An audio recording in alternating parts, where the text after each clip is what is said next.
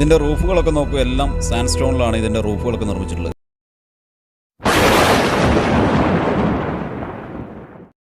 Hello hi, എല്ലാവർക്കും സുഖമല്ലേ? അപ്പോൾ എല്ലാവർക്കും അറിയാലോ, ഞങ്ങൾ ഗുജറാത്തിൽ അഹമ്മദാബാദിൽ തന്നെയാണ് ഉള്ളത്.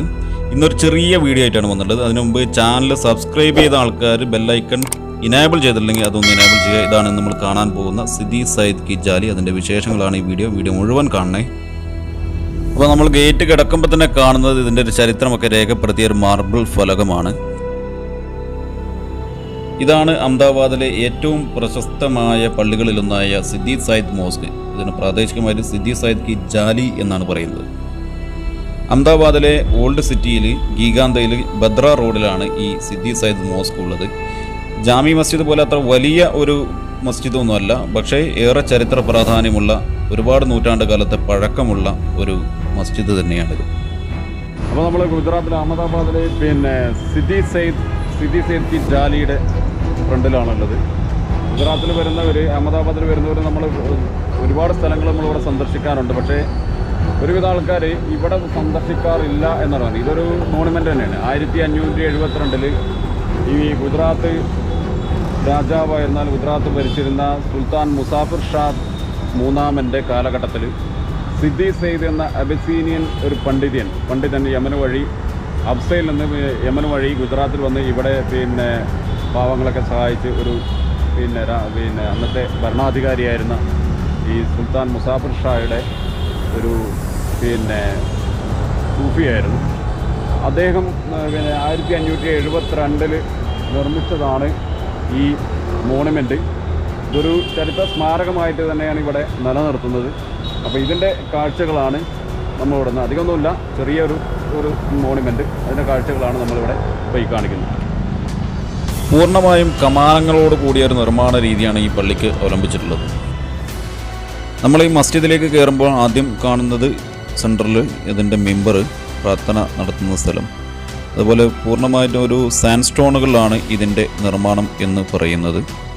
ഇതിൻ്റെ ഏറ്റവും വലിയ പ്രത്യേകത മുകളിൽ കാണുന്ന ജാലകങ്ങൾ കണ്ട അർദ്ധവൃത്താകൃതിയിലുള്ള ജാലകങ്ങൾ, അതാണ് ഈ പള്ളിയുടെ ഏറ്റവും വലിയ പ്രത്യേകത എന്ന് പറയുന്നത്. ശിലകളിൽ നടത്തിയ അലങ്കാര ലാറ്റിക്സ് വർക്കുകളിലാണ് ഈ ജാലകങ്ങൾ നിർമ്മിച്ചിട്ടുള്ളത്. 20-ാം നൂറ്റാണ്ടിലെ ഇൻഡോളജിസ്റ്റും കലാചരിത്രകാരനുമായ വിൻസെൻ്റ് ആർതർ സ്മിത്ത് വിശേഷിപ്പിച്ചുള്ളത് ലോകത്തെവിടെയും കാണാത്ത ഏറ്റവും കലാപരമായ ശിലാഫലകം എന്നാണ്. ഇതിൻ്റെ റൂഫുകളൊക്കെ നോക്കും, ഒക്കെ സാൻഡ് സ്റ്റോണുകളാണ് ഇതിൻ്റെ റൂഫുകളൊക്കെ നിർമ്മിച്ചിട്ടുള്ളത്. ഈ ജാലകങ്ങളുടെ പേരിലാണ് ഇത് സിദ്ധി സയ്യിദ് കി ജാലി എന്ന് പറയുന്നത്. ജാലി എന്ന് പറഞ്ഞ ഒരു ഓർണമെൻ്റൽ ലാറ്റിക്സ് വർക്കിനെയാണ് ജാലി എന്ന് വിശേഷിപ്പിക്കുന്നത്. ലോക പൈതൃക നഗരമായ അഹമ്മദാബാദിൻ്റെ അനൗദ്യോഗിക ചിഹ്നം കൂടിയാണ് ഈ ജാലകം എന്ന് പറയുന്നത്. അപ്പോൾ അതിൻ്റെ പ്രാധാന്യം നമ്മൾ മനസ്സിലാക്കണം. അതുമാത്രമല്ല, ഗുജറാത്ത് ഇന്ത്യൻ ഇൻസ്റ്റിറ്റ്യൂട്ട് ഓഫ് മാനേജ്മെൻറ്റിൻ്റെ ലോഗോ കൂടി ഈ ജാലകങ്ങളാണ് എന്ന് അറിയുമ്പോഴാണ് നമ്മളതിൻ്റെ പ്രാധാന്യം ശരിക്കും മനസ്സിലാകുക. നിലവിൽ പ്രാർത്ഥനയും അതുപോലെ ജുമാ നമസ്കാരമൊക്കെ നടന്നുകൊണ്ടിരിക്കുന്ന ഒരു പള്ളി തന്നെയാണ് ഈ സിദ്ധി സയ്യിദ് മോസ്ക്. ഗുജറാത്ത് സുൽത്താനേറ്റിൻ്റെ അവസാനത്തെ സുൽത്താനായിരുന്ന മുസാഫിർ ഷാ മൂന്നാമൻ്റെ കാലഘട്ടത്തിൽ 1572-73 കാലഘട്ടത്തിലാണ് ഈ മോസ്ക് നിർമ്മിക്കുന്നത് എന്ന് നമ്മൾ നേരത്തെ പറഞ്ഞു. ഗുജറാത്ത് സുൽത്താനേറ്റിൻ്റെ ഒരു ചരിത്രം പരിശോധിച്ച് കഴിഞ്ഞാൽ സുൽത്താൻ സഫർ ഖാൻ മുസാഫിർ അദ്ദേഹത്തിൻ്റെ സഹോദരിയെ ഡൽഹി സുൽത്താനേറ്റിലെ ഫിറോസ് ഷാ തുഗ്ലക്കിന് വിവാഹം ചെയ്തു കൊടുക്കുന്നതോടെ ഈ ഗുജറാത്തിൻ്റെ ഒരു ഗവർണറായി മാറുകയും പിന്നീട് തിമോർ ഡൽഹി സുൽത്താനേറ്റ് ആക്രമിച്ച് കീഴ്പ്പെടുത്തിയതോടുകൂടി 1407 ഒരു സ്വതന്ത്ര സുൽത്താനേറ്റായിട്ട് ഈ ഗുജറാത്ത് സുൽത്താനേറ്റ് മാറുന്നത്. പിന്നീട് അനന്തരാവകാശിയായി വന്ന അഹമ്മദ് ഷാ ഒന്നാമൻ്റെ കാലഘട്ടത്തിലാണ് ഈ അഹമ്മദാബാദ് നഗരത്തെ ഈ ഗുജറാത്ത് സുൽത്താനേറ്റിൻ്റെ തലസ്ഥാനമായിട്ട് വികസിപ്പിച്ചെടുക്കുന്നത്. അതിനുശേഷം മുഹമ്മദ് ഷാ രണ്ടാമനും, നമ്മൾ അദാനജ് സ്റ്റെപ്പലിൻ്റെ വീഡിയോയിൽ പറഞ്ഞ മുഹമ്മദ് ബഗദയുമൊക്കെ ഇവിടെ ഈ ഗുജറാത്ത് സുൽത്താനേറ്റ് ഭരിച്ചു. ഇതാണ് സിദ്ധി സയ്യിദിൻ്റെ ഖബറിടം എന്ന് പറയുന്നത്. ഇതിനോട് ചേർന്ന് തൊട്ടപ്പുറത്തൊക്കെ കുറേ ഖബറുകൾ കാണുന്നുണ്ട്. അതിൻ്റെ അന്നത്തെ അവരുടെ സമകാലികരായിരുന്ന പലരുടെയും ഖബറുകളാണെന്ന് തോന്നുന്നു. അതുപോലെ ഇതിൻ്റെ ഈ ഒരു ഭാഗത്തും കുറേ ഖബറുകളൊക്കെ കാണുന്നുണ്ട് ഇവിടെയൊക്കെ. ഗുജറാത്ത് സുൽത്താനേറ്റിലെ മുഹമ്മദ് ബഗദയ്ക്ക് ശേഷം വന്ന സിക്കന്ദർ ഷായെ 1526 മുഗൾ രാജാവ് ഹുമയൂൺ വധിച്ചതോടുകൂടിയാണ് ഗുജറാത്ത് സുൽത്താനേറ്റിൻ്റെ അപജയം തുടങ്ങുന്നത്. അതിനുശേഷം വന്ന മുസാഫിർ ഷാ മൂന്നാമനെ മുഗൾ ചക്രവർത്തിയായ അക്ബർ പരാജയപ്പെടുത്തി ജയിലിലടച്ചതോടുകൂടി 1583 ഗുജറാത്ത് സുൽത്താനേറ്റിന് അവസാനമായി. അദ്ദേഹത്തിൻ്റെ കാലഘട്ടത്തിലാണ് ഈ മോസ്ക് നിർമ്മിച്ചു എന്ന് പറയുന്നത്. നമ്മളിവിടെ ഒരു ബ്രേക്ക്ഫാസ്റ്റ് കഴിക്കാൻ ഇതിനടുത്ത് ഈ പിന്നെ എന്താണ് സിദ്ധി സൈഡ് ജാലിക്ക് അടുത്തുള്ള ഒരു ഹോട്ടലിൽ കയറിയതാണ്.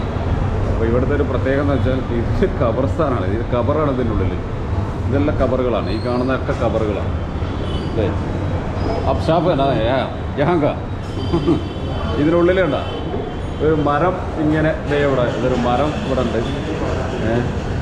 അതുപോലെ തന്നെ ഇതൊക്കെ ഖബറുകളാണ്. ഈ ഖബറിൻ്റെ ഇടയിലാണ് ഹോട്ടൽ. ഇതൊരു ഒരു നമ്മൾ കാണാത്തൊരു സംഭവമായതുകൊണ്ട് ഇതിൻ്റെ ഒരു വീഡിയോ എടുത്താണ്.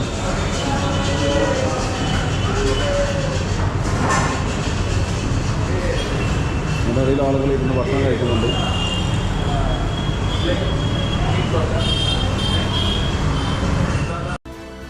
പഴയ അഹമ്മദാബാദിലെ ഏറെ പേര് കേട്ട ഒരു ഹോട്ടൽ തന്നെയാണ് ഈ ഹോട്ടൽ ലക്കി എന്ന് പറയുന്നത്. മുമ്പ് മലയാളികളായിരുന്നു ഇത് നടത്തിയിരുന്നത്. ഇപ്പോൾ മലയാളികളല്ല, പക്ഷേ സൗത്ത് ഇന്ത്യൻ ഫുഡുകളൊക്കെ ഇവിടെ കിട്ടും. ഈ ഖബർസ്ഥാൻ മുമ്പ് ഖബർസ്ഥാൻ ആയിരുന്ന സ്ഥലത്ത് പിന്നീട് ഹോട്ടൽ വന്നതാണ്. ഈ സിദ്ധി സായിദിൻ്റെ അതുമായി ബന്ധപ്പെട്ട ഖബറുകളൊക്കെ തന്നെയാണ് ഇവിടെയുള്ളത്. ആ പള്ളിയുടെ ഖബർസ്ഥാൻ തന്നെയായിരുന്നു ഇത് എന്നാണ് പറയുന്നത്. അപ്പോൾ ഭക്ഷണം കഴിച്ചു കഴിഞ്ഞ് ഞങ്ങൾ അടുത്ത കാഴ്ചകളിലേക്ക് നീങ്ങുകയാണ്. സിദ്ധി സയീദ് മോസ്കിൻ്റെ ഈ ചെറിയ വീഡിയോ, അതിൻ്റെ കാഴ്ചകളും ചരിത്രവും ഒക്കെ നിങ്ങൾക്ക് ഇഷ്ടപ്പെട്ടിട്ടുണ്ടെങ്കിൽ ലൈക്ക് ചെയ്യുക, ഷെയർ ചെയ്യുക. അതുപോലെ ഇനിയും സബ്സ്ക്രൈബ് ചെയ്യാത്തതുണ്ടെങ്കിൽ ചാനൽ സബ്സ്ക്രൈബ് ചെയ്യുക. സബ്സ്ക്രൈബ് ചെയ്തവരും ചെയ്യാനുള്ളവരും ആ ബെല്ലൈക്കൺ കൂടി ഒന്ന് എനേബിൾ ചെയ്യുക. അപ്പോൾ പുതിയ കാഴ്ചകളും വീഡിയോകളുമായി നമുക്ക് വീണ്ടും ഉടനെ തന്നെ കാണാം.